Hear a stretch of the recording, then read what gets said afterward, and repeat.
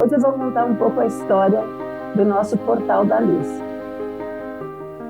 O início desse portal, ele tem uma história do idealizador desse projeto, que é o Senhor Divino João Cavion e sua esposa, Eulália Casagrande Cavion, e moravam afastados, onde não tinha hospital, não tinha nada, e o irmão dele, né, de 7 irmãos, ele era o mais velho, e esse irmão veio a falecer sem conseguir assistência médica, porque eles não tinham como levá-lo a um hospital, e ele acabou sofrendo muito essa dor de ver aquele irmão sofrer sem ajuda e sem condições.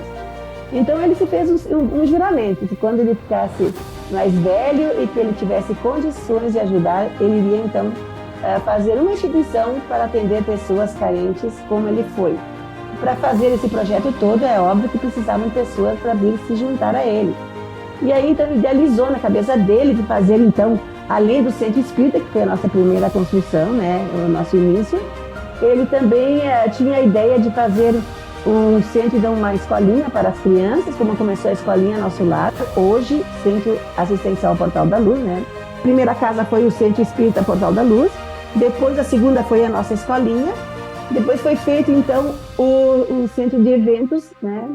Que está até hoje, né, sendo um grande auxiliar para podermos, então, manter a instituição. Meu nome é Isabel, eu coordeno o Serviço de Convivência e Fortalecimento de Vínculos aqui no Portal da Luz, no qual atendemos 80 crianças como meta, né, dentro do nosso projeto. Meu nome é Irene, trabalho há 17 anos no Centro Assistencial Portal da Luz e é muito bom e gratificante servir eles. Eu sou a Marilei, sou assistente social aqui do Portal da Luz. A relação que eu tenho com as crianças aqui é de muito amor. Então, para nós, isso é muito gratificante. Quando a gente sabe que a gente conseguiu mudar, transformar alguma coisa, esse é o nosso trabalho, é por isso que a gente está aqui, por eles. E a gente vem aqui trabalhar por amor, a gente se dedica porque a gente gosta daquilo que a gente faz e se sente feliz de poder colaborar um pouquinho no meio de tanta situação dramática como nós estamos presenciando hoje. E que Deus abençoe toda essa família Portal da Luz, todas as pessoas que por aqui passaram, foram muitas que deixaram o seu legado. Um abraço a todos e continue prestigiando o Portal da Luz. Venham nos conhecer, venham conhecer o trabalho.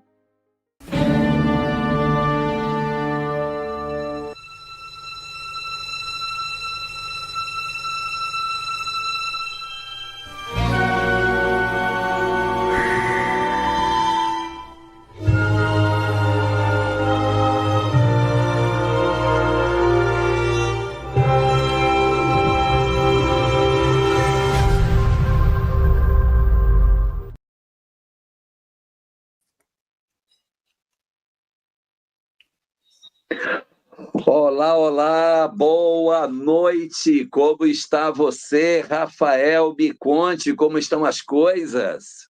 Olá, olá, meu querido Jorge Elahá. Por aqui tudo bem, um pouquinho de frio, mas imagino que não. Aqui está um pouquinho. Imagino que não tanto quanto aí em Curitiba, mas é uma alegria poder estar com você novamente. Quero cumprimentar todos que estão no nosso chat, muitas pessoas queridas, muitos amigos. Tenho recebido aí muitas menções positivas ao nosso programa. Vamos que vamos. Verdade, eu também. Nossa, Rafa, tenho recebido tanta.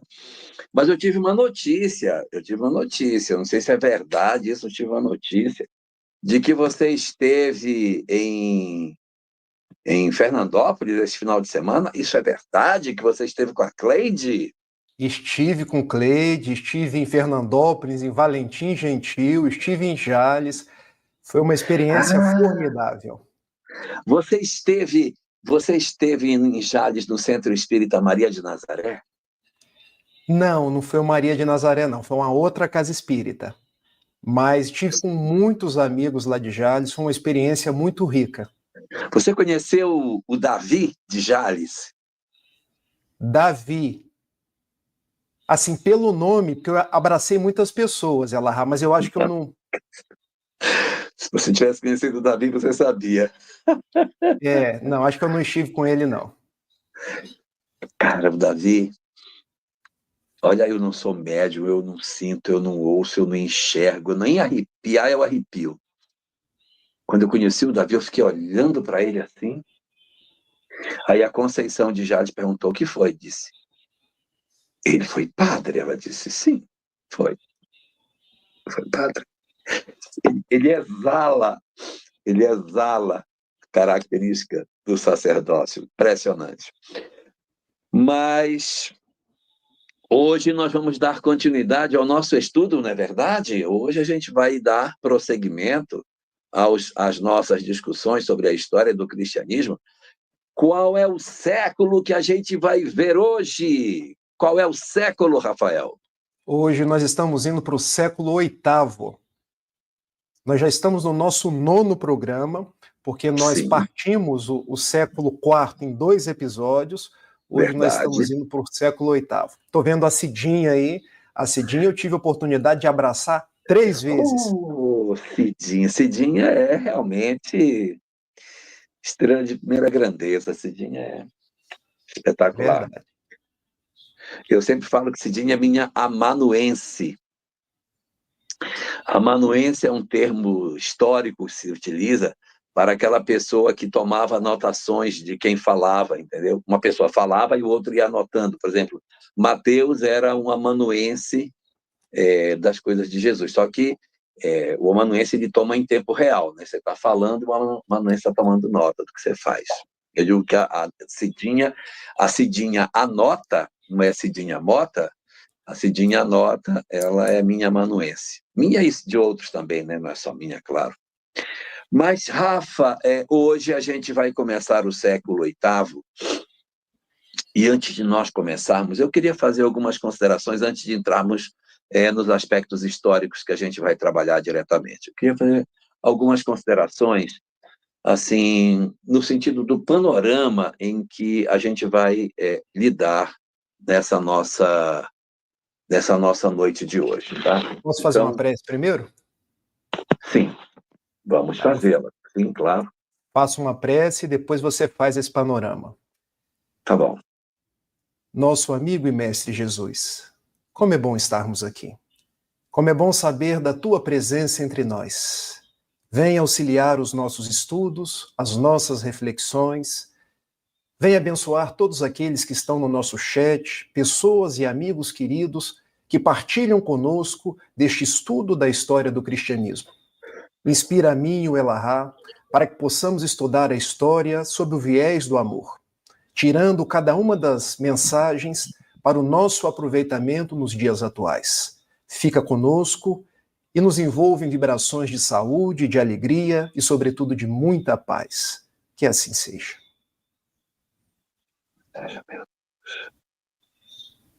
Então, como eu estava comentando ainda há pouco com você,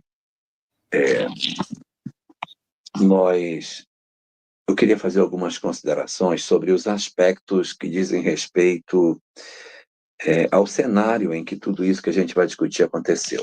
Então, o que a gente percebeu na história do cristianismo nesses séculos que a gente vinha estudando até então? Nós tivemos a capacidade de perceber que nos primeiros séculos da história do cristianismo havia uma ênfase muito grande para o brilho dos mártires, para a grandeza da construção da patrística, a edificação dos conceitos, uma coisa assim muito voltada para um cristianismo religioso, um cristianismo doutrina, um cristianismo religião, muito mais nesse sentido. Mas aí, a partir do momento que a gente ingressa no século IV, e mais especificamente no século V, a adoção do cristianismo como religião oficial do Império Romano vai fazendo um descolamento progressivo dessa preocupação com mártires, com doutrina, e um viés mais político vai tomando conta dos arraiais cristãos. O cristianismo vai se tornando mais interessado nos aspectos de poder. E ele se expande pela Europa de uma maneira muito intensa, ele cresce, ele se espalha O Império Romano tinha tentáculos em praticamente todo o mundo conhecido, e quando o Império Romano se converte ao cristianismo, ele é um vetor dinamizador da apresentação desta mensagem em toda a extensão do Império Romano. Então, ele serve como mídia para a condução do cristianismo. Se o cristianismo não tivesse o vetor do Império Romano, talvez ele não tivesse tido essa capacidade de expressão tão grande. E na medida em que o império era forte e ele vai se espalhando, ele vai convertendo muitas pessoas em função da ideologia do dominador sobre o dominado. E esse fenômeno vai acontecendo. E não há, nesse período todo, nada que possa se opor à forte ideia do Império Romano, à forte ideia da doutrina cristã, que vai alcançando as regiões do mundo conhecido com as suas doutrinas particulares, locais, seus deuses locais, suas verdades ali apresentadas. Então, o que a gente percebe? Que o cristianismo não tem oposição. E ele vai se alastrando, ele vai crescendo, ele vai se desenvolvendo. Só que ele recebe uma mudança na sua história a partir do século VII. Ele dá uma trombada no século VII com uma outra doutrina. E esta doutrina é uma doutrina forte, Maria José. É uma doutrina forte. E essa doutrina forte, ela colide com a expansão do Império Romano, do cristianismo. O cristianismo colide com esta doutrina, que é, ao mesmo tempo, uma mensagem, em termos religiosos, mas é também um exército. Então, é um exército,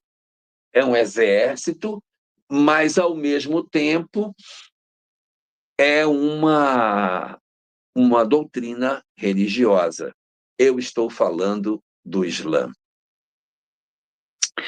A partir do século VII, e agora a gente vai entrar no século VIII, o cristianismo não está sozinho em termos de expansão territorial. O Império Romano vai ser fortemente abalado pelo crescimento do império relacionado com os muçulmanos, que se organizam muito rapidamente no mundo. Em um século, o islamismo tinha se espalhado pela Península Arábica e tomado o norte da África de uma maneira muito veloz. O Império Romano nem se dá conta de quão ligeiro foi assim. Parece que num piscar de olhos, aquela região toda se converte ao islamismo e o Império Romano, junto com ele, o cristianismo, experimenta um processo de retração por conta do crescimento de uma outra força que se põe. Não sei se estou sendo claro no que eu quero dizer, mas eu estava sozinho, eu era monopólio, eu estava sozinho no mercado, só eu vendia um produto. Aí, de repente, apareceu uma outra empresa vendendo o mesmo produto que eu, e a gente vai ter que dividir o mercado entre nós dois, mais ou menos essa comparação. Então, a partir do século VII, o cristianismo vai experimentar uma segunda mudança no seu perfil. Ele que era doutrinário, que era religioso, o cristianismo nascente, mudou e se tornou uma coisa mais formal, um cristianismo mais ligado aos aspectos do poder. Agora, a partir do século VIII, que é o que a gente vai ter a chance de ver hoje aqui, agora ele é uma doutrina guerreira. A partir de agora, quando nós falarmos de cristianismo, nós estamos falando de soldados, de guerreiros, de homens de espada na mão, coisa que até antes desse século isso não era tão evidente. Mas agora eu tenho uma motivação para lutar. Eu tenho um inimigo a vencer, né? Uma crença de que eu tenho um inimigo.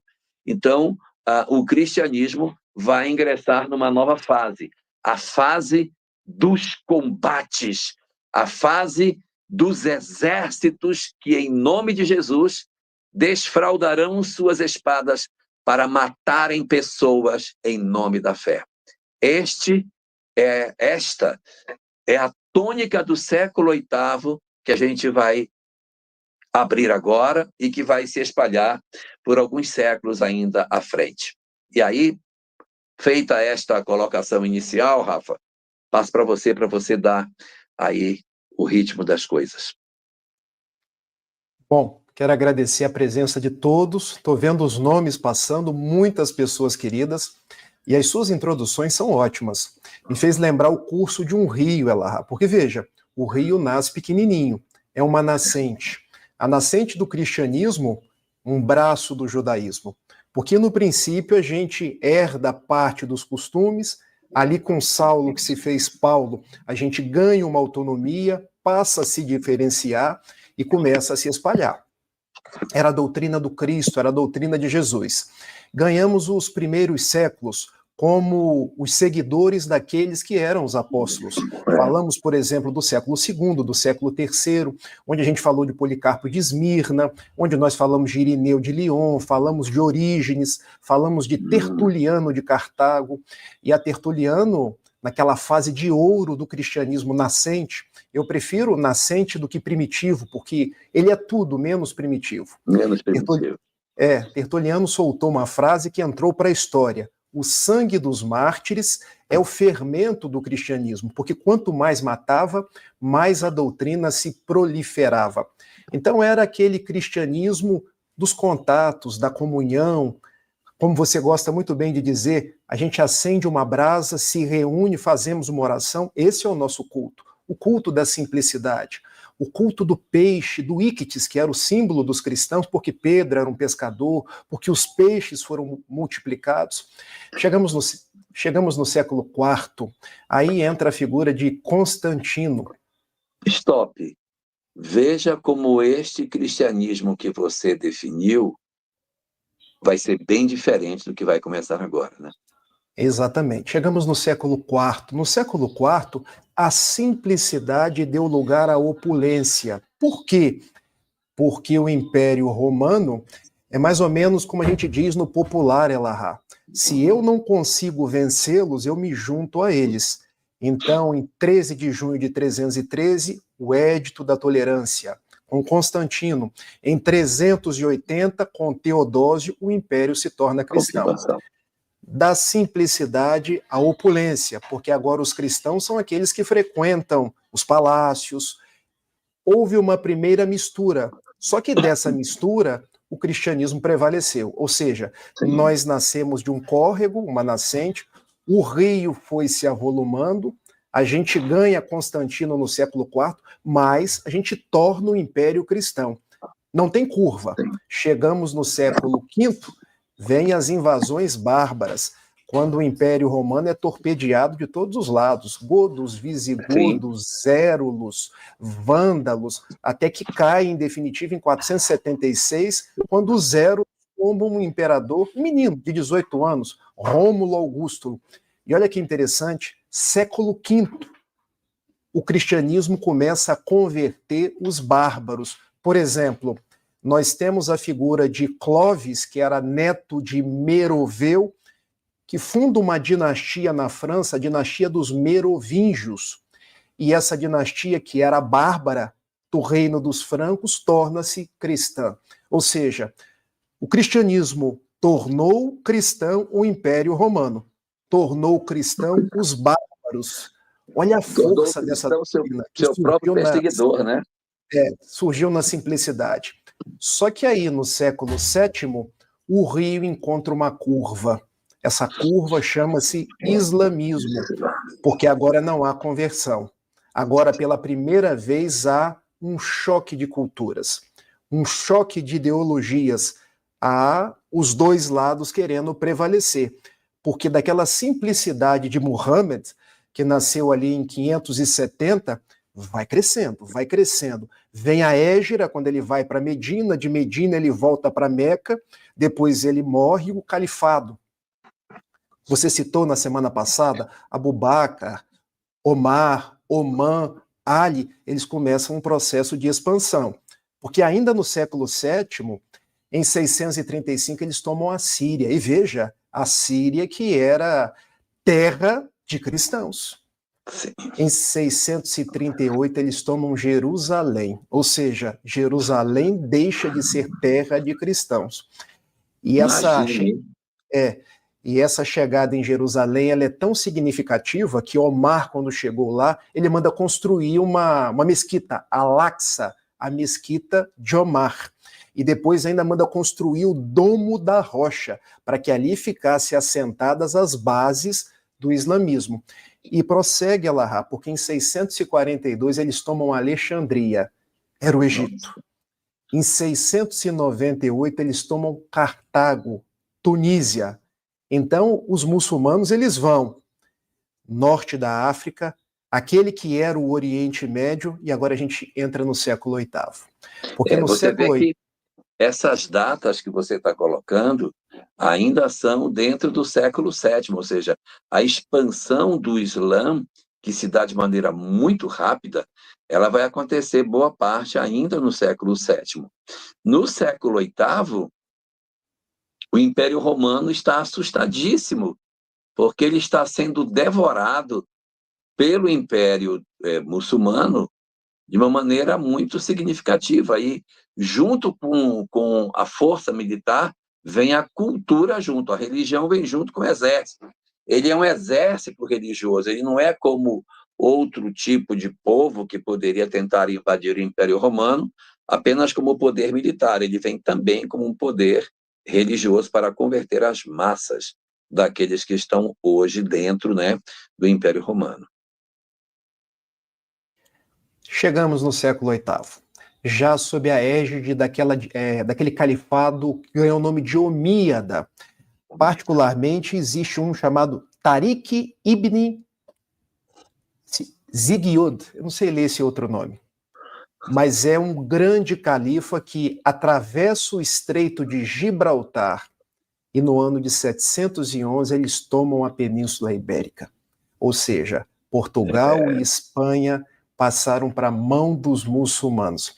E as pessoas não se dão conta, Elahá, que no século VIII a Europa poderia toda ter se tornada muçulmana. Eles conseguiram, Portugal e Espanha.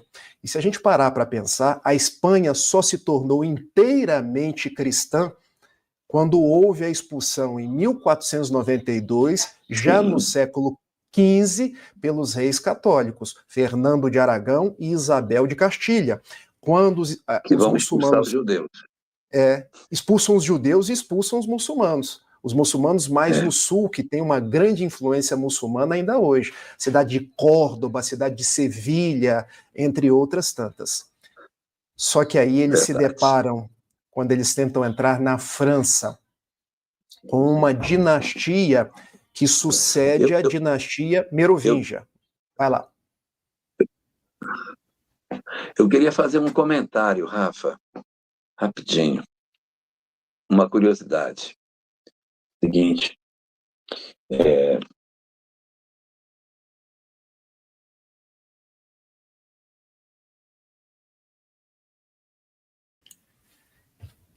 Ele trava assim de vez em quando, gente, mas é a internet dele. Daqui a pouco ele volta.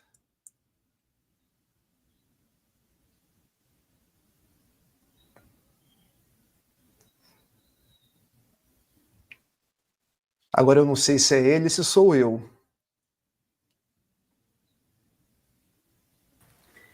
Ele que travou, Rafa, você tá ok, tá? Ah, então tá jóia. Então vamos seguir.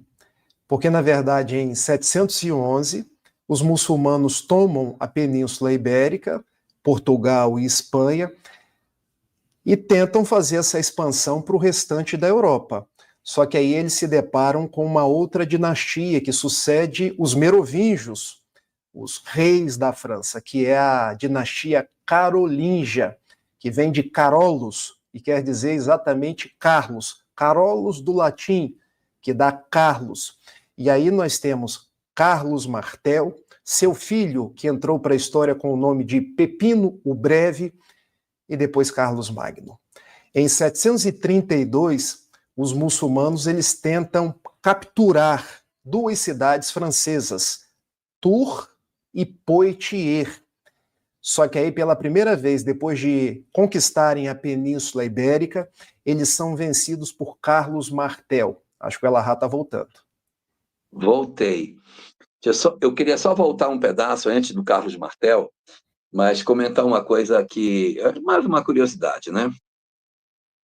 Monte em árabe chama-se Jibal. Jibal, monte. E quando o exército de Tariq atravessou para a Espanha, ele atravessou ali, ali onde é Gibraltar. Ele passou ali, porque ali é um estreito, né? Então ele passa naquela garganta do Marrocos e atravessa para o continente europeu. E aquele monte ficou sendo o Monte de Tariq, exatamente pelo fato de ter sido ali que Tariq cruzou para iniciar a dominação da Espanha. Então, é o Jibal Tariq, então, que vai tornar-se Gibraltar. O nome Gibraltar vem dessa expressão que é essa, Jibal Tariq. Mas antes de seguir, eu quero dar o meu boa noite, Caroline Ramos. Quando eu caí, que eu vi vocês dois na live, meu Deus, entrei na live errada. Entrei na live das parábolas. Meu Deus, peguei o link equivocado. Me conta, Carol, como estão as coisas? Está tudo bem? Tá tudo bem, Jorgito? Tudo bem. Estou aqui dando suporte para vocês dois hoje, tá?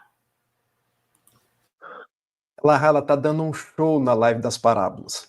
Eu aproveito para poder convidar os companheiros que quiserem estar conosco. Nós estamos falando sobre todas as parábolas de Jesus. Seguindo qual livro, Carol?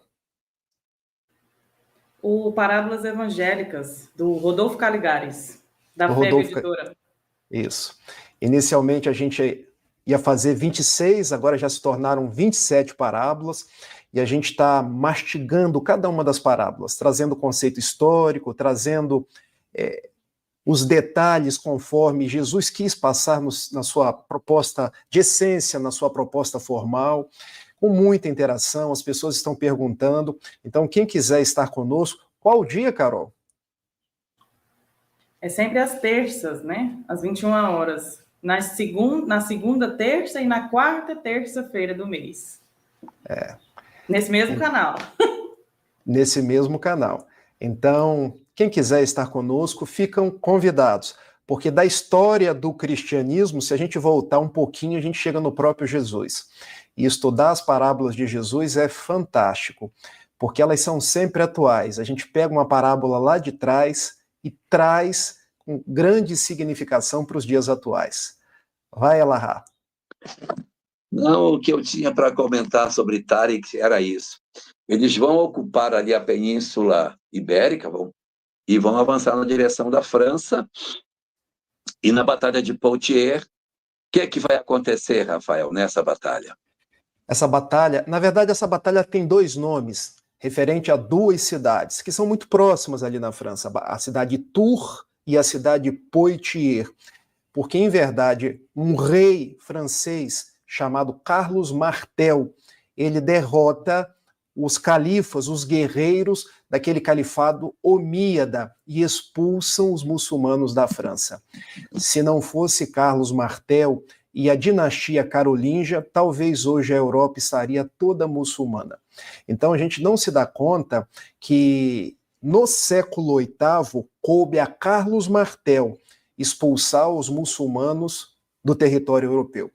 Por isso que o Elahá coloca, meus amigos, que no século VIII, pela primeira vez, os cristãos pegaram em armas, se tornaram guerreiros e precisaram defender não só a sua fé, como os antigos apologetas que defendiam a fé com argumentos.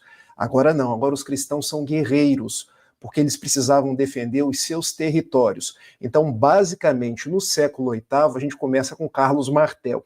E martel é uma palavra bem peculiar, Elahá, porque ela lembra martelo. E se a gente fizer um trocadilho, é como se aquele Carlos Martel viesse com um martelo expulsando os muçulmanos ali da França.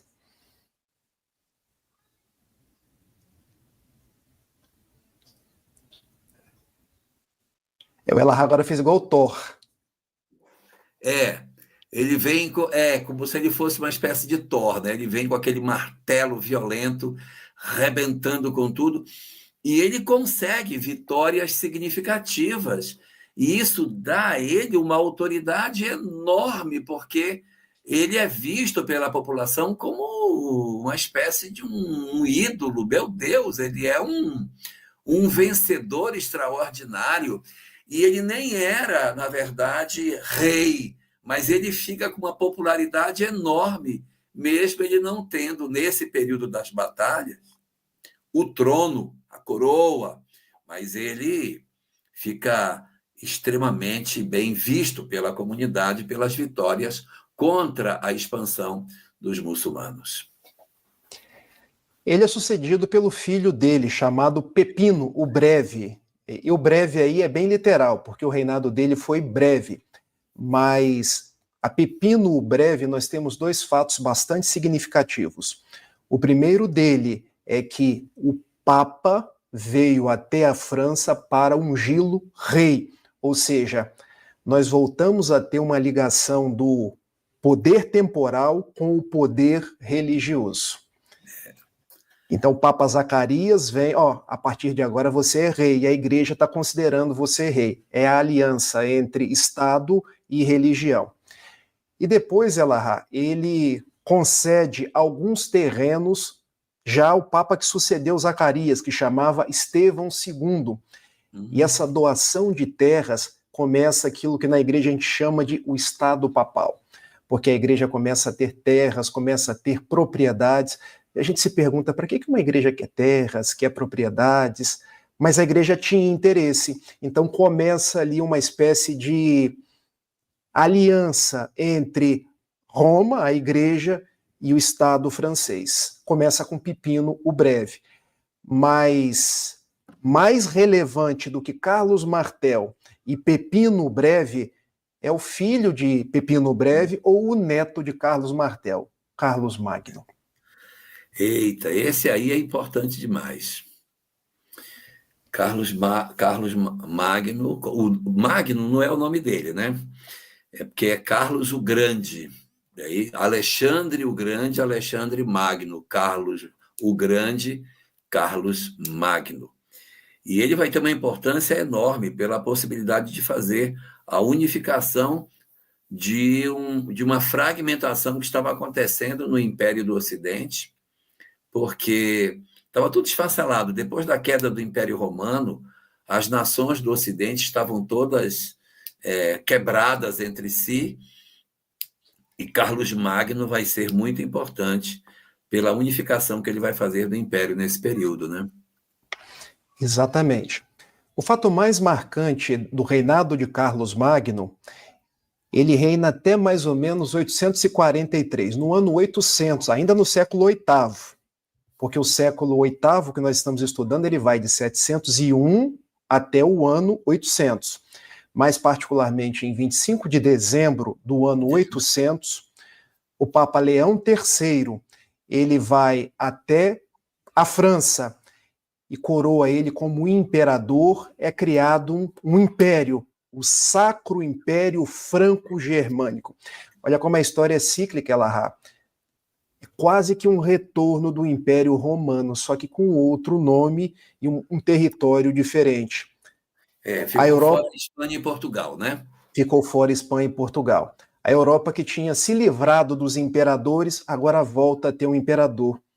E o povo queria isso, porque diante da expansão muçulmana, depois de Carlos Martel ter expulso os muçulmanos, não, a gente precisa de um governo forte, a gente precisa de alguém que nos defenda.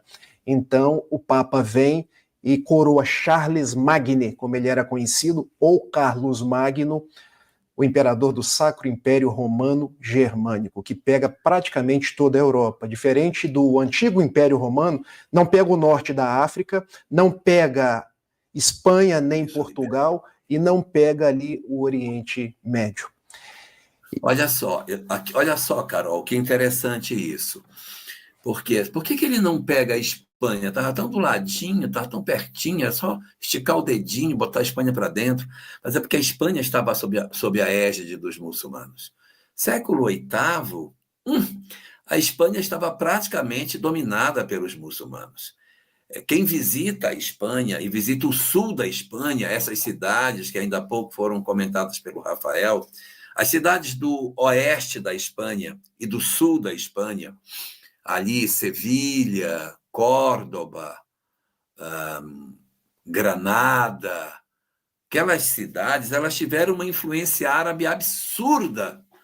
Então, quando você visita, você não sabe se você está na Arábia ou se você está na Espanha, porque as construções belíssimas que foram feitas pelos árabes no período que estiveram assim, sabe? É maravilhoso. Olha, o Aldir Lamar está querendo saber que livro que a gente fez pesquisa para o estudo que ele quer estudar também. Eu uso alguns. Quer falar os que você usa, Rafael?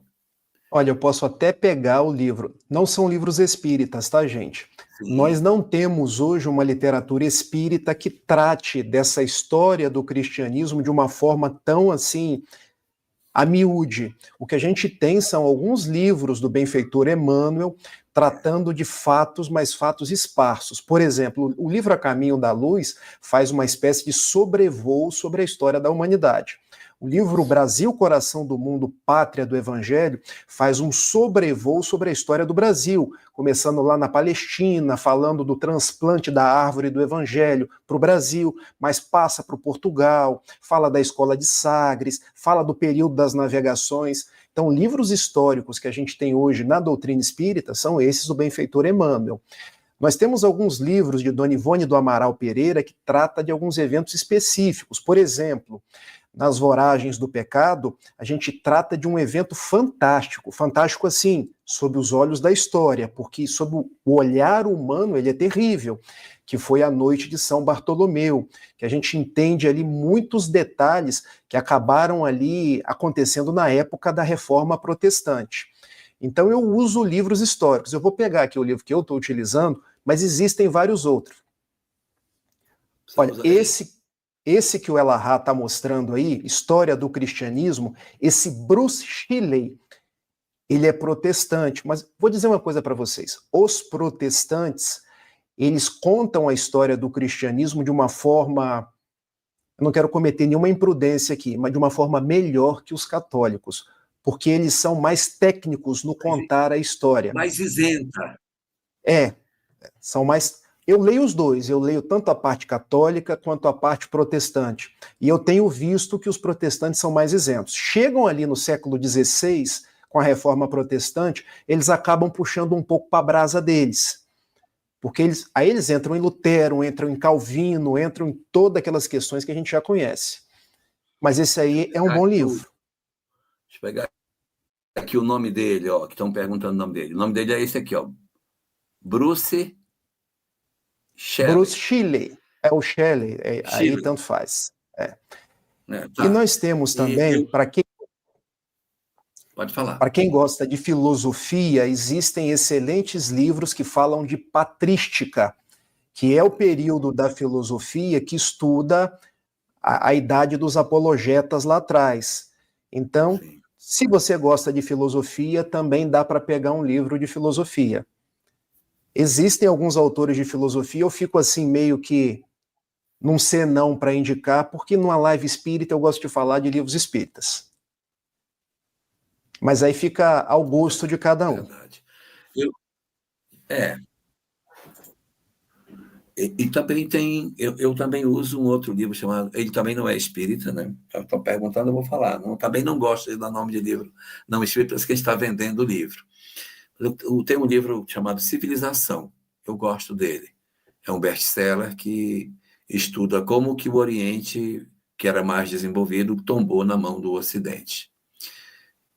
Espiritismo e cristianismo também é uma boa fonte, principalmente para estudar o cristianismo em si, no sentido dos evangelhos e de uma certa leitura mais isenta daquilo que os evangelhos possam apresentar em termos de conteúdo. É uma obra também muito boa nesse sentido, vale a pena.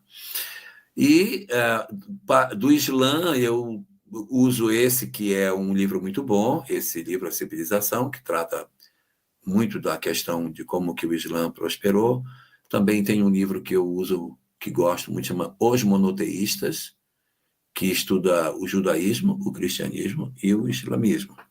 São 2 volumes, mas são também obras muito boas, históricas, nesse sentido. Tá bom? Cadê Carol? Carol saiu. Rapaz, essa Carol é terrível. Ela aproveitou meu momento de distração. Ainda sobre Carlos Magno, ele não só se torna um imperador, mas ele promove um verdadeiro renascimento carolíngio. Porque nós tivemos um renascimento que ocorreu ali nos séculos XIV, XV e XVI, mas nós tivemos esse renascimento carolíngio também da época dos reis Carlos da França, que é um período em que há investimento em arte, que há investimento em embelezamento das cidades, que há uma junção ainda maior do Estado com a Igreja, ou seja, se existia algum resquício de separação, agora estão caminhando juntos. Até porque, lá, tem um detalhe. Nós estamos falando de Ocidente, Sacro Império Romano Germânico. O Império Bizantino ainda existia.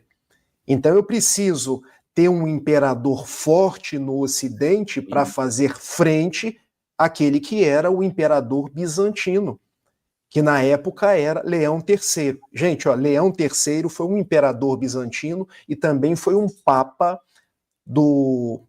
daquele que é o antigo Império Romano.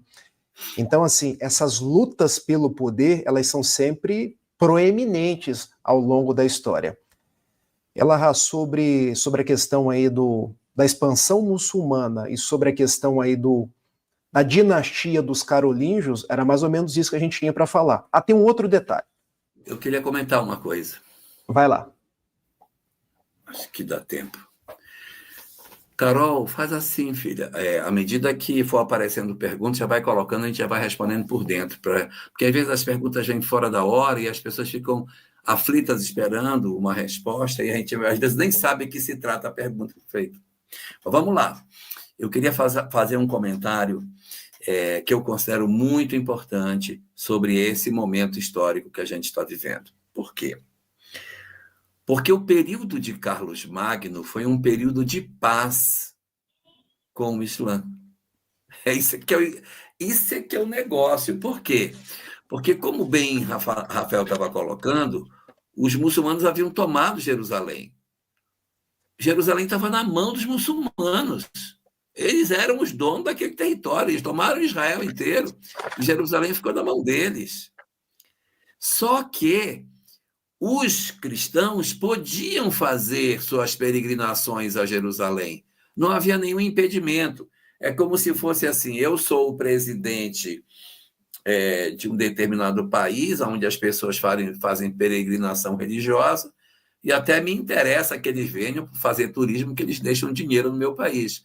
Então, não havia da parte do Islã, no período em que ele estava assentado sobre Jerusalém, nenhum conflito com Carlos Magno. Carlos Magno respeitou o controle administrativo e político de Jerusalém na mão dos muçulmanos, não se colocou querendo um exército para tomar Jerusalém de volta. Então, houve paz e os peregrinos podiam ir e voltar sem nenhum tipo de dificuldade. Aí, o que vai acontecer nesse período? Taran! Aí vem uma coisa muito importante. O que é califa em árabe? Califa é sucessor. Então, quem é o califa? Califa é o 01 do Islã. Tipo Papa para os católicos, é o califa para o Islã. Então, sobe ao califado um personagem extremamente importante na história do Islã. um dos califas mais sábios que o Islã já teve. Harun al-Rashid. Harun, em árabe é o mesmo que Arão em hebraico.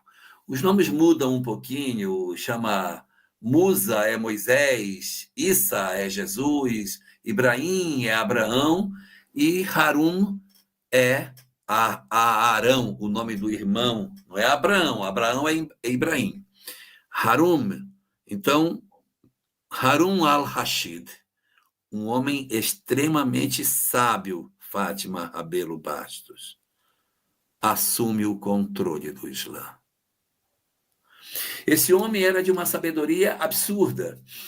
E quando al-Rashid toma o poder do califado, ele diz: farei do nosso império o império mais sábio e poderoso que a Terra já conheceu. O que ele faz? Ele começa a descobrir que os cristãos estão destruindo o conhecimento que havia nas suas regiões. Os pergaminhos antigos que haviam em Alexandria e que foram queimados, outros estudiosos que tinham feito algum tipo de discussão, textos dos filósofos antigos, textos dos grandes nomes, dos grandes matemáticos, dos grandes geômetras do passado, muitos deles estavam sendo destruídos ou esquecidos, porque o cristianismo tinha, nessa época, uma proposta muito rígida com relação à ciência. Então, eles estavam queimando os pergaminhos, estavam destruindo o conhecimento, estavam acabando com tudo. Aí al-Rashid diz: vocês vão lá no mundo cristão, vão catar tudo que eles têm e vão trazer para nós. Então, uma equipe de árabes sai dali de Bagdá e ele transfere a capital para Bagdá. E aí eles saem, vão até o mundo cristão, capturam todos os pergaminhos que eles podem e levam para Bagdá de volta. Aí al-Rashid diz o seguinte: nós temos que dar um lugar para isso. Nós vamos fazer o seguinte: vamos pegar todos esses textos, que está em grego, está em latim, está em tudo que é canto de coisa, está em hebraico. Vamos pegar tudo isso, vamos traduzir tudo para o árabe, vamos colocar tudo numa grande biblioteca. Ele reedita a ideia da Biblioteca de Alexandria, um único ponto onde todo o saber se concentrava num lugar só. E ele constrói uma instituição chamada Bait al-Hikma. Bait, casa. Bait al-Hikma. Hikma, sabedoria. Bait al-Hikma, a casa da sabedoria, aonde os conhecimentos da humanidade estão todos reunidos num só lugar. E o Islã decola em termos de conhecimento. Os conhecimentos em matemática, medicina, astronomia, todos se desenvolvem ali. Muitos dos saberes que a gente vai ter nesse período são todos produzidos em Bait al-Hikma. Ali, grandes sábios que são chamados de polímatas. O que é um polímata? Um polímata é um cara que domina um monte de conhecimento numa pessoa só. Então, é um cara que sabe matemática, física, ele sabe de biologia, ele sabe de filosofia, são polímatas. Então, ele reúne gênios, os polímatas, nessa Bait al-Hikma e diz: agora vocês vão pegar esse negócio que tem aí e vocês vão transformar isso em conhecimento para nós.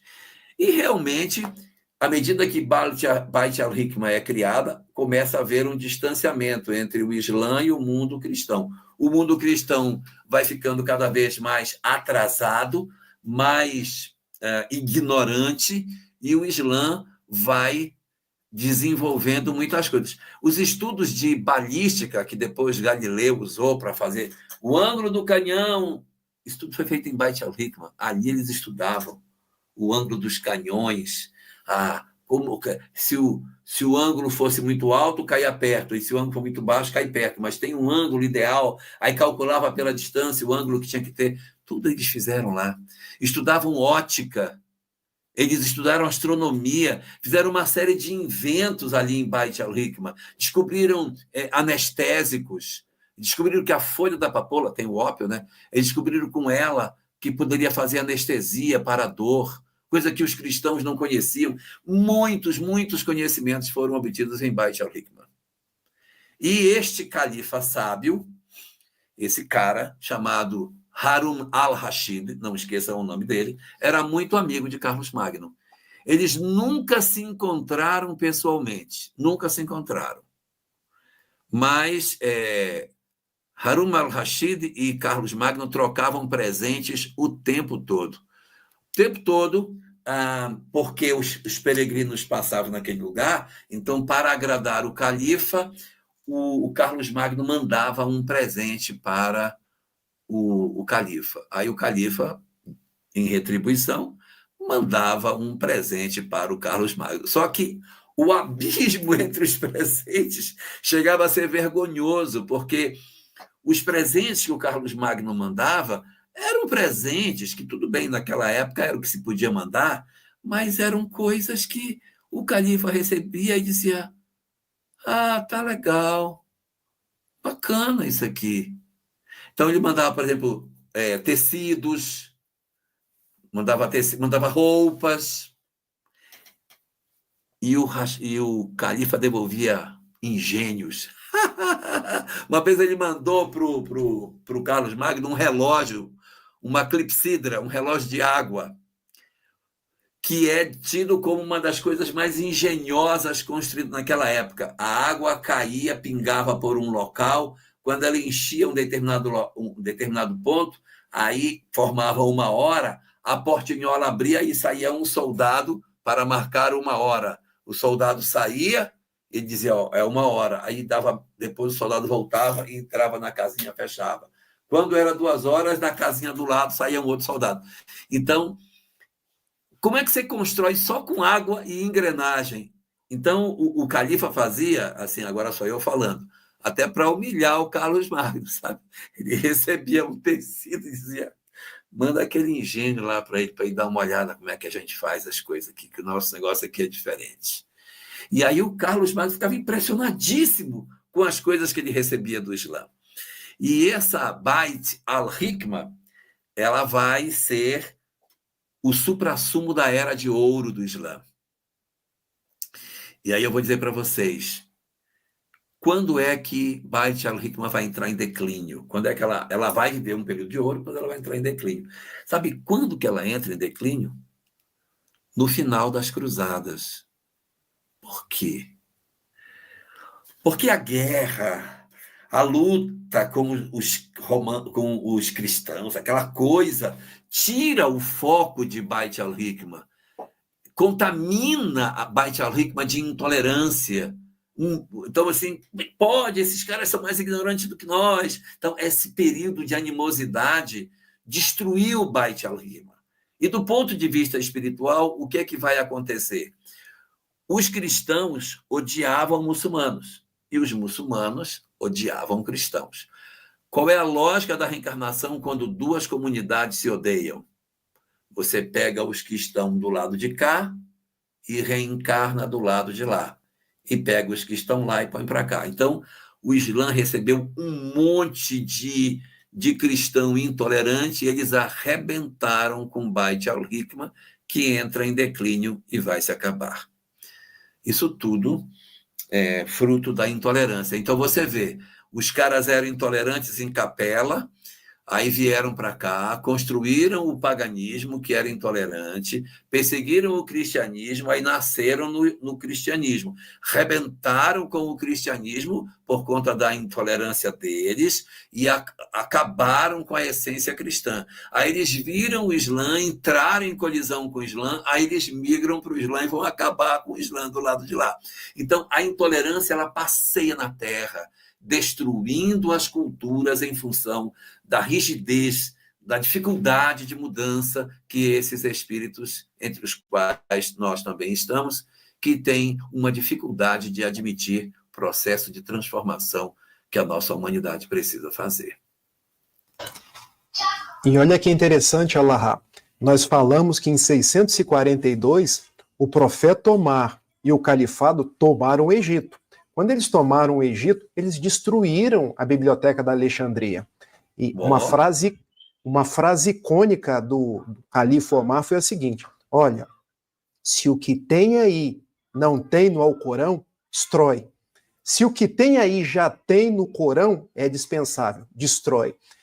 Então a destruição, Carol, da biblioteca da Alexandria é acabar com a obra de Orígenes, é acabar com a obra dos neoplatônicos, é acabar com muito dos estudos de Aristóteles, de toda aquela filosofia antiga, por intolerância. E olha o que acontece tempos depois, do século VII para o século VIII.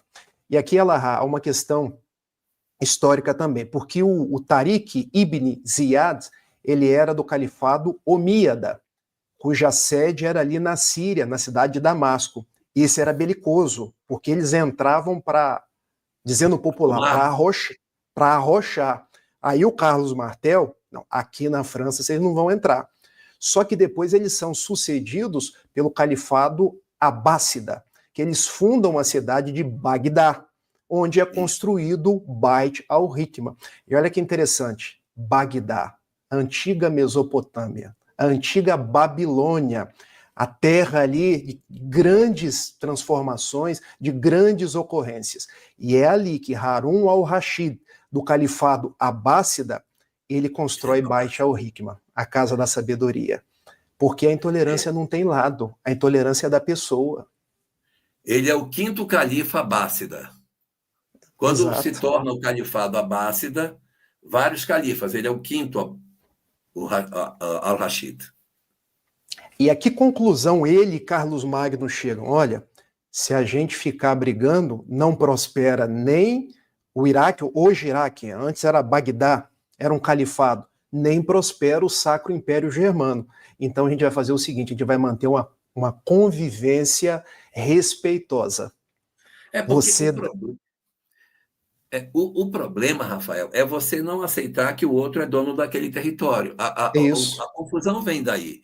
Na época de Carlos Magno disse, olha, a gente vai manter a paz, porque eu vou entender que você tem o direito de ser o dono dessa terra. Você me dando o direito que meus peregrinos possam ir e vir sem problema, beleza, você fica com a terra para você e está tudo bem. O que vai acontecer mais à frente, eu não posso contar, senão o pessoal nem vai aparecer na live, é que vai aparecer um grupo de líderes cristãos que vão dizer, não, mas ele não pode ser dono de Jerusalém. Isso está errado. E a partir desse entendimento, os caras vão tomar a decisão de que eles têm que tomar de volta Jerusalém para o domínio cristão. Aí vem uma história que eu não posso contar hoje, mas que é exatamente o processo de desgaste em função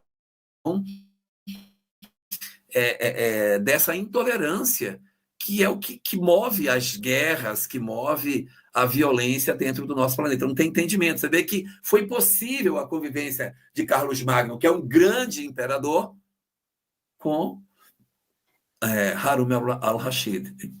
Tudo bem, fica lá, fica aqui, está tudo beleza. E eles protegeram a região da França e da Alemanha, o franco-germânico, né, da expansão muçulmana nessas regiões. Então, pronto. Então, tudo bem. Então, esse pessoal aqui vai ficar cristão.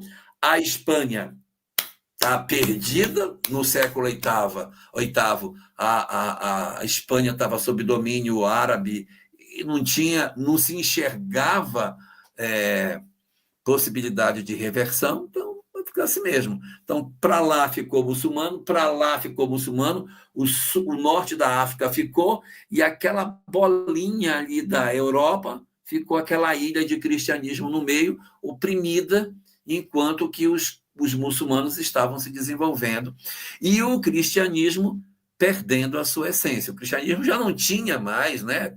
Já não possuía mais aquela essência que ele tinha dos períodos anteriores. Aquele cristianismo bonito que o Rafael estava colocando no começo, ele acaba sendo bem complicado. Olha, tem uma pergunta aí do João Carlos. Então, a idade medieval não é tão escura como nos ensinado?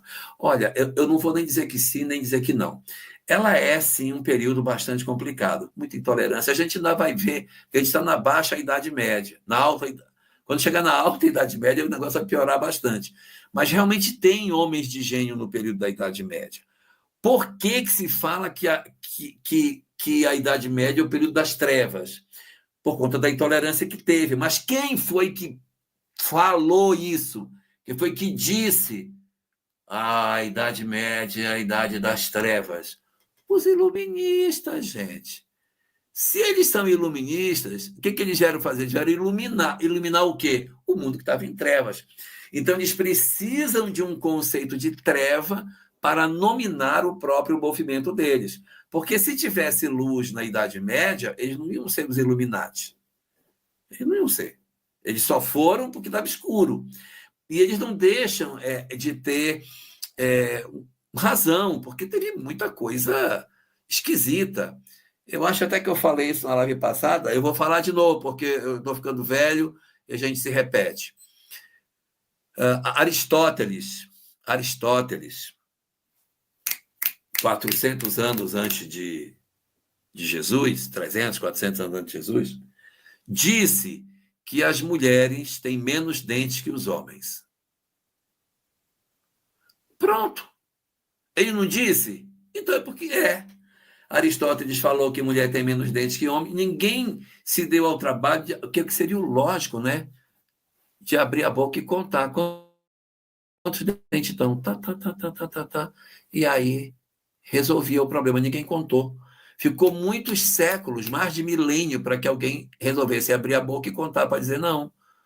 As mulheres têm o mesmo número de dentes que os homens.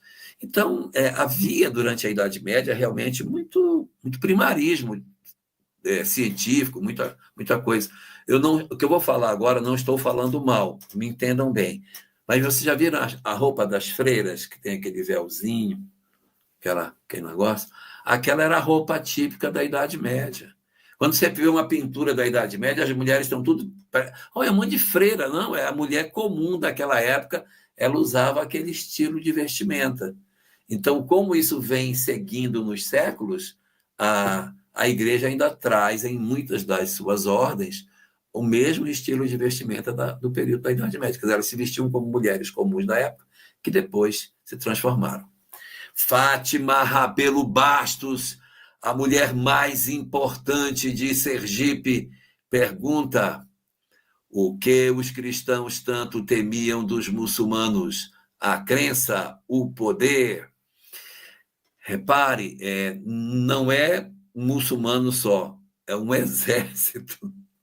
Não é uma religião, é um exército. E era um exército extremamente aguerrido, porque era um exército religioso. Eles tinham uma fé inquebrantável, eles tinham certeza que Alá os protegeria.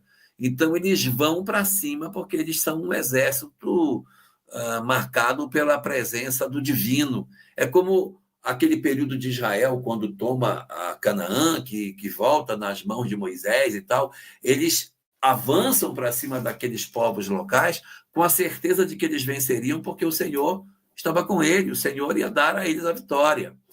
E a mesma coisa acontece com os muçulmanos. Eles são um exército extremamente disciplinado e que tem muitas vitórias sucessivas. Né? Então, junto com o exército vinha a crença, mas junto com a crença vinha o exército. E eles estavam vencendo, eles estavam conseguindo muitas vitórias. Quando o cristianismo chegou nas regiões do Império Romano, os povos estavam dominados. Então, é como se fosse assim, você tem um domínio administrativo, aí você injeta cristianismo aqui e o cristianismo se derrama sobre a extensão administrativa desse império. Não há rejeição disso, porque não há confrontação. Já está tudo subjugado ao interesse do Império Romano. Quando chega o Islã, a coisa é diferente. O Islã colide com ele, não aceita, não, vamos mudar isso. E assim, não é só os muçulmanos, tá? Há também uma bolinha que não se converte, que são os judeus, né? Os judeus também não se convertem ao Islã. E aí eles sofrem perseguição do lado cristão e perseguição do lado muçulmano. Eles são um grupo bem pequeno de pessoas que não tinha mais pátria, girando no mundo sem... Não tinha nem podia ter propriedade, não podia ser dono de terra, por isso que eles vendiam diamante, que eles iam para a feira com um paninho, com um monte de diamante, aí plã, fecha os diamantes e vai embora, acabou. Não pode ter terra, não pode ter. Então eles tinham que viver assim, sempre dessa forma. E eram perseguidos pelos dois lados, mas não se convertiam, nem aos muçulmanos e nem ao cristão, aí apanhava dos dois. Então, tudo aqui é uma disputa de poder vinculada com a questão religiosa que se somava a essas duas coisas, né? Elahá, o João Carlos fez uma pergunta aí que parte dos historiadores e dos filósofos está reconstruindo a Idade Média. Porque a gente aprendeu no colégio que a Idade Média era a Idade das Trevas. Mas hoje, quando a gente faz um reestudo, eles já estão ressignificando isso. Porque, veja, é na Idade Média que a gente tem grandes sábios. Na Igreja Católica, Tomás de Aquino, que reformulou o pensamento religioso ali no século XIII. Nós temos no meio judeu Maimônides, que foi um grande rabino que viveu em Córdoba, no sul da Espanha. Nós temos um grande sábio do meio muçulmano que chama Averroes, que também foi um grande sábio muçulmano. Eu citei um de cada escola religiosa, Averroes, Maimônides e Tomás de Aquino. E por quê? Eles já falavam em aliança de ciência com religião, eles já falavam em vida futura, falavam com outros termos, tudo isso na Idade Média. É porque a gente faz o julgamento de um período por aquele fato negativo que acaba sobressaindo. Então, Idade Média, cruzadas, Inquisição, a gente lembra do período feudal, com toda aquela opressão dos suzeranos sobre os seus senhores. Você sabe que no período feudal, Elahá, quando a mulher casava, a primeira noite era com o suzerano. Suzerano, sim. Então, até isso ocorria na Idade Média. Então, quando veio o Renascimento da cultura grega, clássica lá de trás. Então, assim, é mais ou menos o seguinte, quando um governante sucede o outro, ele precisa dizer que o outro é ruim para ele ser valorizado. Então, se vai renascer, o período anterior tem que ser todo ruim. Mas não é verdade. O período da Idade Média, por mais que tenha muita coisa negativa, surgiram muitas propostas boas. E eu digo uma em especial. Francisco de Assis nasceu no século XII, Idade Média. Exatamente. Então, só por isso daí eu já salvaria a Idade Média. Sobre essa pergunta da Fátima, o que os cristãos tanto temiam dos muçulmanos? Veja, eles surgem em 622, com a Hégira, quando começa a contar o ano dos muçulmanos. Depois vem o califado. Os califados tomam tudo, Fátima. Eles tomam a Síria, tomam Jerusalém, tomam o Egito, tomam Cartago. Responde aqui, suzerano, era o dono do feudo. Continua. Ah, sim. Então, se eles não temessem, eles tomavam tudo. Então, qual era a preocupação? A preocupação, eles vão tomar a Europa toda, eles vão acabar com a nossa fé. E a reboque vem a questão econômica, porque o que vai sobrar para a gente? E há uma questão interessante aqui, é uma questão histórica. Veja, quando Hitler fala em Terceiro Reich, as pessoas não se dão conta porque que ele fala em Terceiro Reich. Isso vem da história. Porque na cabeça dele, o primeiro Reich foi Carlos Magno. Alguns historiadores dizem que as ideias de Carlos Magno, elas vão de 800 até 1806. Durou 1000 anos. Até Napoleão. Não Carlos Magno, tá, gente? Mas a forma como ele idealizou a Europa. Por isso que Hitler falava de um Reich de 1000 anos. Ele estava copiando Carlos Magno. Mas por que o terceiro?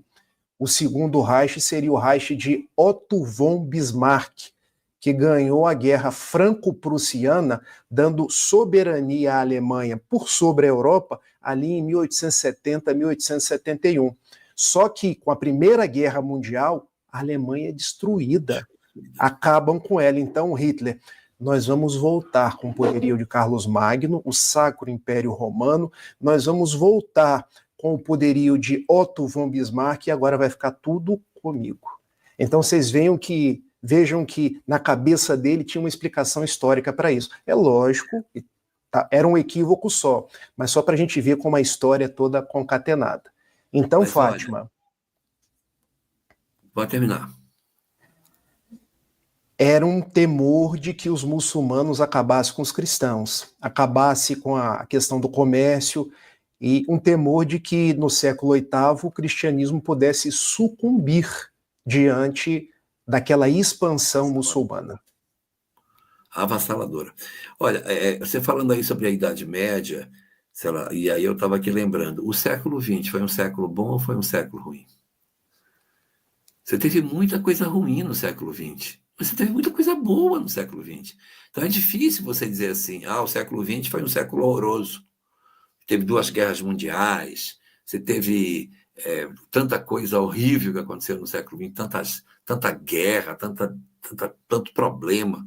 Mas é o século de Gandhi, é o século de Martin Luther King, é o século de muita gente boa que veio para transformar. Então não dá para a gente dizer assim, isso aqui é tudo ruim, isso aqui não... depende de quem está apresentando, vai dizer, olha, o século XX foi um século horroroso.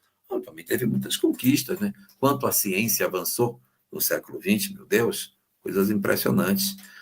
A internet é do século XX, então são coisas maravilhosas. Muito bem, muito bem. Mas o último detalhe, a gente acaba o século VIII. Acho que é um detalhe importante, eu sei que o tempo está caminhando. No século VIII, começam a surgir divergências profundas com relação à crença religiosa entre os bizantinos e entre aqueles que eram os católicos. Porque, vejam, e a gente precisa voltar um pouco na história. A crença judaica é uma crença em Deus, monoteísmo, sem imagens. É o 2º mandamento da lei. Não terá imagens de madeira, de pedra, nem sobre o céu, nem debaixo da terra. E os cristãos que vinham de um berço judaico eram da mesma forma. Chegamos na época de Constantino. Mas Constantino adorava o deus Apolo, adorava o deus Júpiter, a deusa Minerva. Então aquilo entrou no imaginário dos cristãos, porque virou uma simbiose. Só que ao invés de adorar Júpiter, Minerva, Diana e por aí vai, agora nós vamos adorar os santos. Então... eu vou idolatrar Inácio de Antioquia, eu vou idolatrar Policarpo de Esmirna. Então vinha, não é retratinho, tá, gente, mas identificações em madeira. E isso começou, mas peraí, isso aí é certo, isso aí não é certo? No século VIII, quando já não tinha Império Romano, mas tinha lá o Império Bizantino, surgiu o movimento dos iconoclastas. Clasta quer dizer quebrar, romper, destruir imagens, porque isso, segundo aqueles defensores da fé do Império Bizantino, estaria manchando o cristianismo. Aí veio o 2º concílio de Nicéia, vocês lembram? O primeiro foi em 325, que foi um concílio divisor de águas, quando veio a Santíssima Trindade. Ou seja, Deus, Jesus e o Espírito Santo são a mesma pessoa, crença que existe até hoje. Veio o 2º concílio de Nicéia, 787. Nicéia hoje é uma cidade ali na Turquia. Já entendi. Nós não vamos chancelar aquilo que eles chamam de iconodulia, ou seja, a adoração de imagens, mas também nós não vamos chancelar a iconoclastia, romper com as imagens. Então eles definem da seguinte forma, Elahá: adoração só a Deus, mas a gente pode ter uma espécie de gratidão, de veneração aos santos da igreja. É a forma como predomina aí. Não pode adorar a imagem, mas pode ter como o retrato de um amigo. Pode ter o retrato de um amigo, exatamente. Então, por exemplo, se eu tenho um retrato de Francisco de Assis aqui em casa, não quer dizer que eu estou adorando ele. A minha adoração fica em Deus, mas eu tenho gratidão, eu gosto de Francisco de Assis, e isso persistiu até o século XVI, quando Martinho Lutero coloca lá nas 95 teses na igreja de Wittenberg, 1517, não pode ter adoração nenhuma. Não é isso que está na Bíblia. Então, rompimento. Protestantes para um lado, católicos para o outro. Mas já tinha tido um primeiro rompimento no século VIII, quando... Dentro deles, né? Dentro dele, quando os que seriam posteriormente os ortodoxos sem imagem e os católicos com imagens. Porque mais tarde, a gente vai chegar no século XI, quando vai acontecer a cisma de 1054, que eles vão se dividir. Uns podem ter imagem, mas só como ícone, pinturas. Não pode ter escultura. Você não pode fazer nada tridimensional. Nesse período dos iconoclastas, eles queriam não permitir a imagem tridimensional, a escultura. Você pode ter até uma pintura, mas você não pode ter uma representação fiel em 3 dimensões, porque seria uma escultura do outro. Não, pinta um quadro e põe lá, mas não faz escultura. Então, dá uma flexibilizada, né? Permito a pintura, mas não permito a escultura. Uma forma de fugir dessa questão de adoração a imagens, né? Exatamente. Elahá, sim, os fatos... Esse século VIII, então, 3 detalhes: expansão muçulmana, Império Carolíngio e iconoclastia. Nós trabalhamos todos eles e agora estão por conta aí das perguntas. Como a gente já foi tratando elas por dentro, vamos ficar com o tempo mais tranquilo aqui. Ó. A Fátima volta e pergunta: esse temor ainda está presente com a maciça ocupação de muçulmanos na Europa, França em particular? Sim. Hoje existe, não são todos os franceses, né? Mas tem uma boa parte dos franceses que se incomodam com a presença muçulmana, porque entendem que eles estariam descaracterizando a cultura francesa. Porque eles trariam conceitos que colidem com a forma como o cristianismo se organizou. Então, hoje, não é só na França, na Europa como um todo, existem alguns movimentos que se sentem incomodados com isso. Né? A França também, Bélgica, Alemanha, a Espanha está incomodada também. E a questão toda agora é cultural, não é mais... porque eles não estão atrás de dominar administrativamente, não querem tomar o país, não querem fazer uma guerra. Não, eles estão lá dentro, e eles estão vivendo, e a sua cultura está se expandindo dentro do país. E o que o pessoal da Europa teme é que a presença deles e a multiplicação de seus descendentes venha no futuro a islamizar a Europa, que isso é uma possibilidade. Mas eu quero dizer para vocês que eu recebi essa semana uma notícia que achei muito interessante. Foi a primeira vez que eu vi, tá? Então pode ser que isso não se concretize mais para frente. Mas boa noite para você, Ralemil Batista Rodrigues, que nos assiste ao vivo pela primeira vez. Meu Deus do céu! Então, olha só, eu vi um comentário, depois vocês tentem procurar ver se vocês acham, mas eu vi um pessoal comentando de que na Europa, dentro do Islã europeu, está acontecendo um fenômeno de cristianização dos muçulmanos. Porque a gente fala só da expansão dos muçulmanos. Mas eles estão comentando que dentro das hostes muçulmanas está surgindo um interesse pela mensagem cristã e eles estão se aproximando do cristianismo via Islã. Ou seja, o Islã fala muito de Jesus e aí eles se aproximam de Jesus pelo Islã. Então, o Islã vai servir como um dinamizador da fé, porque os europeus estão muito distantes da fé. O cristianismo aproxima e depois o cristianismo nasce por dentro dessa aproximação. Não sei, vamos ver o que vai acontecer, mas eu tive notícias de que cresce o movimento de conversão ao cristianismo de muçulmanos europeus. Aguardemos. E tem um detalhe também, Elahá, se a gente pensa numa família muçulmana, eles têm filhos. Um dos mandamentos dele é gerar cada vez mais filhos, fazer mais fiéis, fazer com que o Islã, que quer dizer submissão, possa se irradiar. E nós, os cristãos? A gente está cada vez com famílias menores, gerando menos filhos. Saiu ainda essa semana agora uma pesquisa do IBGE, que você deve ter acompanhado, que a nossa taxa de natalidade está muito baixa. Tá.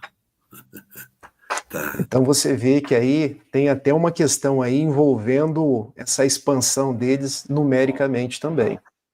Você estava comentando disso. Quando a gente estuda demografia, a gente estuda um conceito chamado pirâmide etária, que é um triângulo assim, ó. Aqui embaixo estão as crianças, lá no topo estão os velhos. E essa pirâmide, ela fica desse jeito, sabe? Dessa forma.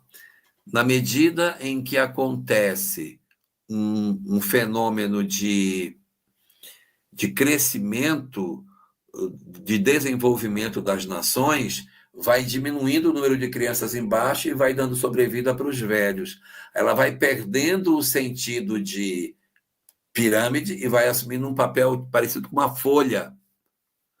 Ele fica igual uma folha, ela fica assim, ó, igual um barril, ela fica desse jeito. Em cima muito, embaixo pouco e no meio tem. O Brasil já está assim, com esse tipo de comportamento. Então você tem poucas crianças para muito velho. Em pouco tempo não vai ter gente suficiente para pagar a aposentadoria dos mais velhos. Aí o que a Europa fez? Preencheu a pirâmide etária, trazendo muitas crianças para recompor a pirâmide etária. Só que as crianças que vieram com uma cultura muito forte. E essas crianças estão se transformando em muçulmanas dentro do território europeu e, de certa maneira, mudando a cultura. Né? Vamos aguardar para ver o que vai acontecer. Né? Essa dança das cadeiras não se deve ao fato de os espíritos serem os mesmos, pelo menos em parte? E aí, Rafael? Olha, eu sempre espero você responder, porque aí eu ganho um fôlego, né? Não, tá bom, o que eu falo primeiro? É assim, olha, tudo na verdade é cíclico, né? É cíclico. Existe uma coisa, eu acho engraçado, algumas pessoas dizem assim, por que os judeus sofrem tanto? Olha, eles sofrem há milênios, mas quem foi que disse que são os mesmos espíritos? Porque eu tenho uma determinada geração em que perseguiu os cristãos. O que é o lógico de acontecer? Que os perseguidores agora, como odiavam, renasçam nesse grupo. Porque espírito não tem selo, gente. Espírito não é assim, eu vou criar um espírito judeu, agora eu vou criar um espírito africano. Espírito é espírito. Então, os que perseguiam os judeus, com muita probabilidade, renascem no meio dos judeus, para tirar o ódio. Aí acontece a ação da lei de causa e efeito, e você vai dizer, nossa, mas está perseguido de novo. Na verdade, é outro naipe de espírito que está ali.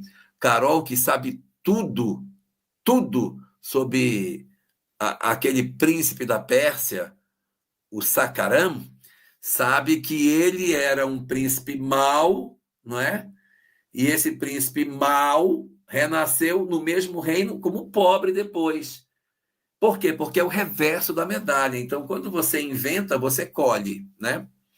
E aí, os judeus são perseguidos, como algumas pessoas falam, há muitos anos, mas não são os mesmos espíritos. Então, quem me garante que os que estão como muçulmanos, como cristãos, como isso, como aquilo, são os mesmos? Nós temos que parar com isso. O que ocorre muitas mudanças nesse cenário. Estava ainda há pouco falando, o cara estava lá em Capela, era intolerante, formou aqui intolerante, passou e foi. E essa intolerância vai mudando de religião, mudando de cultura, mudando de cor de pele, até que ela se dissolva. Ela vai ter que se dissolver em algum momento. Enquanto isso não acontece, o governador planetário vai só dizendo quem eles estão odiando agora? Então leva eles para lá. Quem eles estão agora? Então eles vão migrando para onde eles odeiam, até diluir o ódio, a intolerância que eles tenham. Então essa dança das cadeiras, o Cristo planetário não está nem um pouco preocupado com isso. O papel dele é só fazer assim. Não, agora vai para lá. Então, não, agora põe para ali. Porque eles têm que exercitar até aprender. Boa noite, Clara. Como está você? Ela veio aqui mandar um beijo para vocês, que hoje ela não tinha vindo ainda. Você não quer mandar um beijo para a sua professora que está assistindo você? A Martinha está aí hoje, filha. Manda um beijo para ela. Vai lá, filha. Você sabe, Alahá, você contando, eu me lembrei de uma história quando o Chico veio aqui no Rio de Janeiro. Ele veio receber o título de cidadão honorário do Rio de Janeiro. Olha como a gente dava títulos para o Chico. Num determinado momento perguntaram assim para ele: Chico, por que no Rio de Janeiro a gente tem a maior favela da América Latina? Hoje a gente chama de comunidade, a comunidade da Rocinha. E o Chico respondeu: uai, sô, mas Deus é tão bom, mas tão bom, que ele permite uma inversão para que as pessoas aprendam a se amar. Do lado da Rocinha, Elahá, não sei se você conhece, eu vou explicar para as pessoas que estão aqui no chat, nós temos o bairro de São Conrado. Aqui no Rio de Janeiro, a comunidade se mistura na Zona Sul. Então, São Conrado é um bairro de prédios altos que avistam o mar, e lá de cima é uma visão lindíssima, porque o mar é azul, e do lado a comunidade. Então, o Chico disse assim: olha, aqueles que estão em São Conrado hoje e não são fiéis na prova da riqueza, na próxima nasce na Rocinha. Então você vê aquelas pessoas indignadas na Rocinha, às vezes dizendo assim: eu devia estar lá, mas era de lá. Agora nasceu do lado de cá para aprender a respeitar. E aqueles que eram da Rocinha, mas se deram bem na prova ali da pobreza, foram humildes, foram trabalhadores, hoje renascem do lado de lá, nos grandes prédios. E assim Deus vai ensinando. Então os espíritos são os mesmos. O benfeitor Emmanuel, no livro Roteiro, que é da década de 50, ele diz que nós somos cerca de 20 bilhões de espíritos na crosta terrestre. Na década de 50 tinha 2 bilhões, hoje nós somos 8. Ou seja, tem mais gente encarnada do que, na proporção do que tinha à época da década de 50, do que desencarnada. Vai havendo uma variação. A gente vai nascendo nos mais variados lugares, nas mais variadas culturas, não só para aprender, mas principalmente para conviver. Porque a gente convive com o diferente, a gente passa a amar, a respeitar, a tolerar, e assim é a pedagogia do amor de Deus.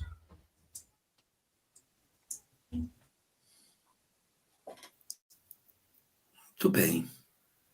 Tem mais aí, não tem, Carol?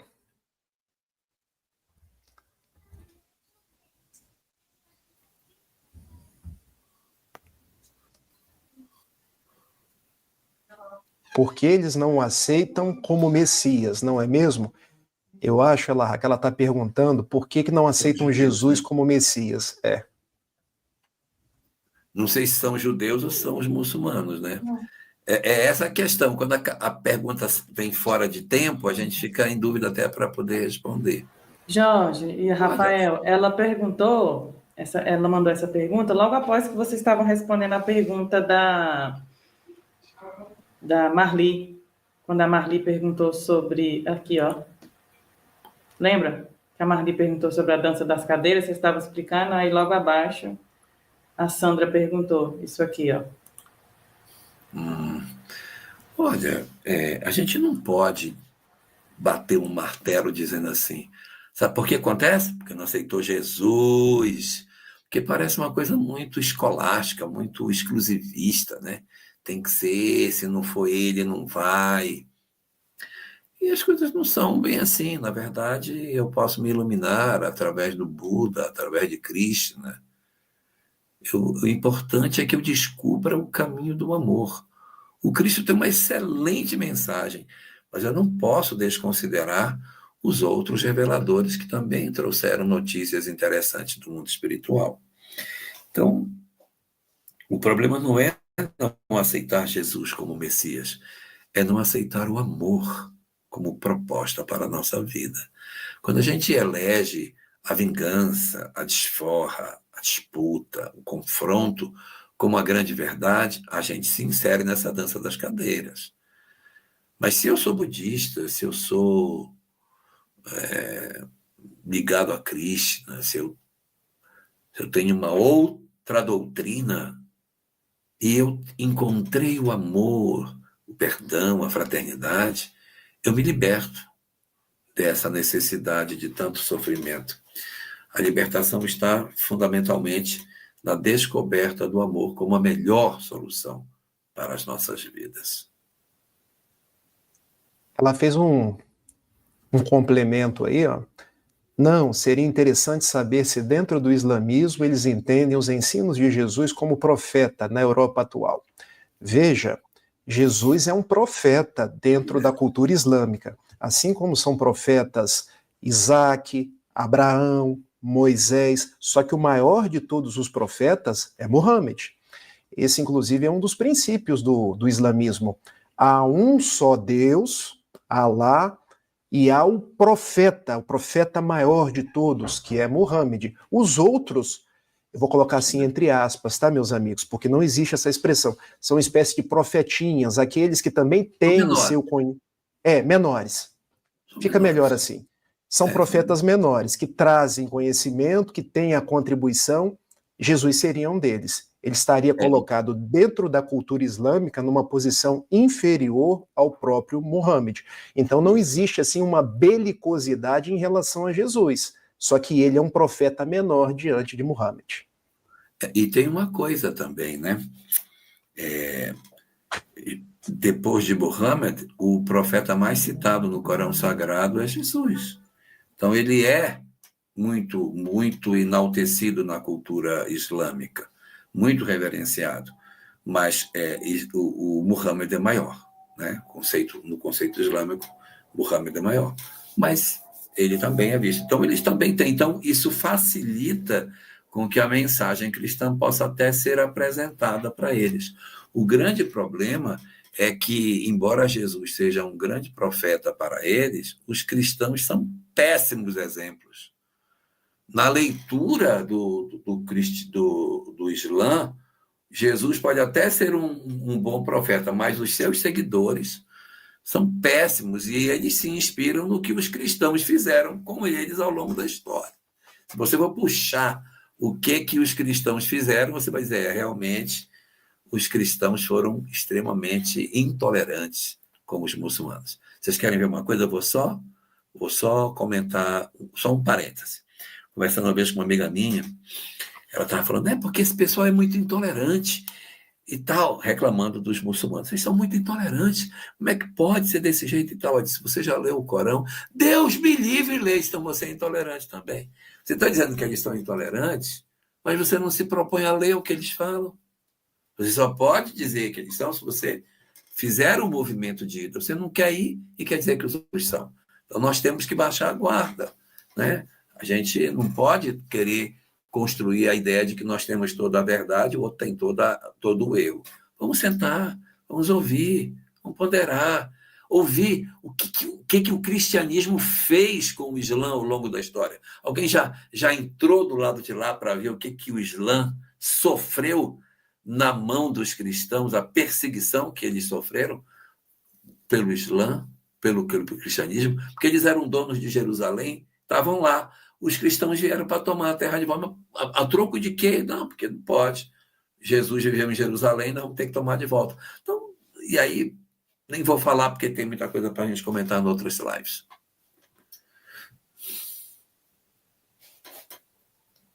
Isso é uma pergunta? Considerando que cada vez mais diminui o número de crianças e que há a possibilidade de que, pelo menos até 2050, serão metade dessas crianças com alguma síndrome, como, por exemplo, o autismo, o que pode acontecer com o espiritismo? Eu pensei que ele ia falar do Islã. Olha, nós não sabemos o que nos reserva para o futuro, porque o transtorno do espectro autista é uma coisa muito nova. Ninguém sabe nem a causa. O que a gente sabe é que ele está crescendo. Mas qual é a causa? Sabe qual é a causa? Ninguém sabe. Existem especulações de qual é a causa, mas ninguém sabe.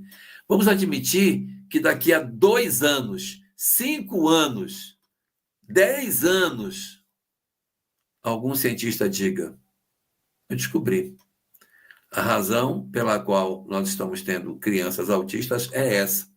E a partir dessa descoberta, com uma movimentação que contorne a causa, a gente reverta isso. Então, não estou falando como se nada fosse acontecer até 2050, eu não sei. Algo pode acontecer aí. Amanhã, pá, o cara publica uma pesquisa e tudo pode mudar. Não é? Não tem uma história do cara que as 2 filhas dele estavam com varíola e como não tinha cura, ele matou as 2? Ele era médico. Ele matou as crianças, porque não queria ver as filhas sofrerem. Aí no dia seguinte chegou a notícia de que a varíola tinha sido encontrada a vacina. E aí? Como é que fica? Mas E é um isso. detalhe, Elahá, não é acontecer com o espiritismo, é acontecer com a humanidade. Sobre o espiritismo, existe uma frase de Leon Denis, logo na introdução do livro No Invisível: o espiritismo será o que nós fizermos dele. Então, não nos preocupemos com o espiritismo. Eu acho que a nossa preocupação deve ser o que nós estamos fazendo com ele. Estamos amando, estamos fazendo a nossa parte, que eu acho que esse é o nosso grande contributo. Qual região Jesus foi mais ativo, mais ensinou, mais são os doentes? Eu acho que a pergunta não era assim, acho que a pergunta é: a região onde Jesus foi mais ativo e mais estão os mais doentes? Eu acho que é essa que é a pergunta que ela quer fazer, eu acho. Ah, tá. Ela estaria fazendo uma espécie, criando um paradoxo, né? Por que a região onde Jesus foi mais ativo, mais ensinou, mais são os doentes? Mas ele não veio exatamente para os doentes, ele não veio exatamente para trazer a cura, para trazer uma proposta libertadora. Ele nasceu ali e hoje, talvez se a mensagem dele tivesse efetivamente se espalhado ali, teria menos doentes, né, Elahá? Porque se a gente pensar hoje ali no Oriente Médio, os cristãos são uma minoria. Uma minoria. Olha, eu não quero dizer que cristão é santo, até porque a história do cristianismo está cheia de guerras. Mas, olhando para a guerra do Oriente Médio, qual dos dois lados é cristão? Nenhum dos dois.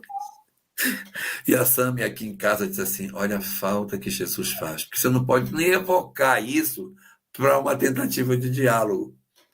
Você não pode nem evocar. Evocar o quê? Como você poderia evocar? Não, gente, calma. Vamos. Por exemplo, tem uma coisa nas guerras, né? Que no dia de Natal as guerras param. Negócio com uma hipocrisia danada, né? Mas no dia de Natal não tem batalha. No dia seguinte volta a se matar. Mas, assim, é uma coisa tão pueril até, né? Nesse dado. Jesus nasceu, vamos celebrar a ceia, ninguém se mata. Amanhã volta a se matar de novo. Mas tudo bem.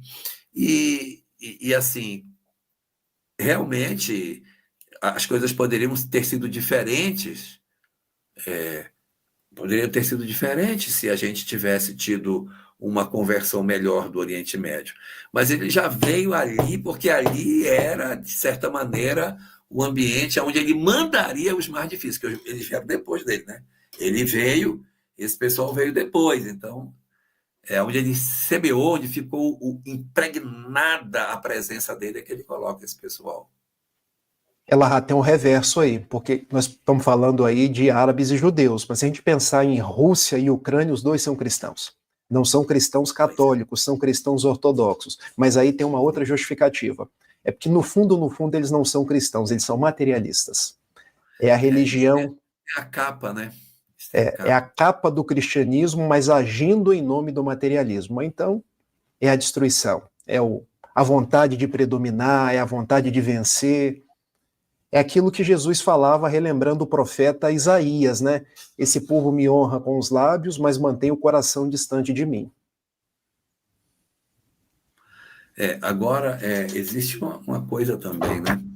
O simples, não precisava nem ter Jesus, o simples monoteísmo seria suficiente para acabar com as guerras. Simples monoteísmo, que é um Deus só. Né?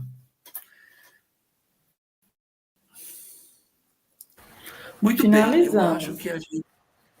Finalizamos, Carol? Meu Deus, como é que estão as coisas em Paraíso Tocantins? Está tudo bem, minha filha? Está tudo bem, tudo certo. Só muito calor, mas faz parte do processo. Olha, aqui está 8 graus nesse momento. Aqui está 19, Carol. Pois é, aqui está muito quente. Então eu vou de uma ode ao amor. O Rafael vai ler o magnífico poema que ele sempre produz para o final das nossas lives. Rafael. Vamos que vamos. Hoje eu gostaria de cantar o amor.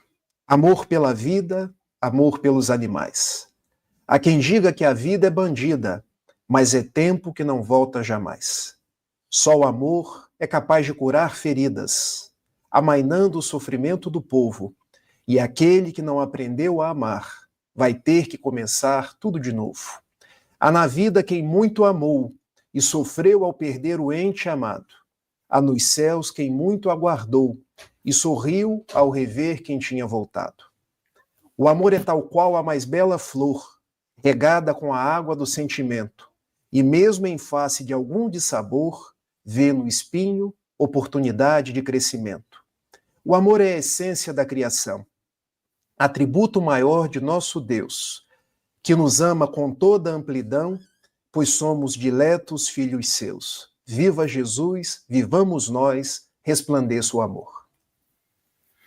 Eu queria dar uma sugestão, que na descrição do vídeo de todas as outras lives a gente colocasse o seu poema. Eu acho que a gente pode editar. Não pode, Carol? Você que entende tudo desse negócio, acho que a gente pode editar. Dá para colocar, sim.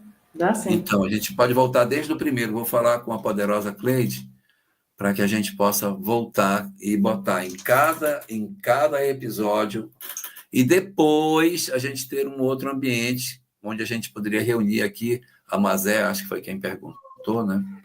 Mazé, eu tenho uma novidade, Mazé. Eu estou escrevendo um livro, está quase no finalzinho, estou com 170 páginas, Ao Encontro de Jesus, onde eu estou discorrendo sobre alguns temas e no final dos temas eu estou colocando um poema. Então, se Deus quiser, eu no próximo céu, eu vou lançar esse livro. Nossa, vai ser muito legal. Vai ser muito legal, porque vai ser um livro de sentimento. E assim, espero que tudo dando certo, toda a renda desse livro vai ser dedicada para as crianças do Remanso Fraterno aqui em Niterói. Oh. Então, para mim, é uma grande honra poder não só falar de Jesus, mas escrever para Jesus e ter a renda do livro dedicado para as crianças. Muito legal. Excelente, Rafael. E quem sabe, Elahá, quem sabe plantando uma semente para o futuro, a gente não escreve um livro em pálidas considerações sobre a história do cristianismo, pegando esses 20 episódios nossos. Ah, sim. A ideia é que depois desse material a gente degrave e a gente constrói um livro com isso, né?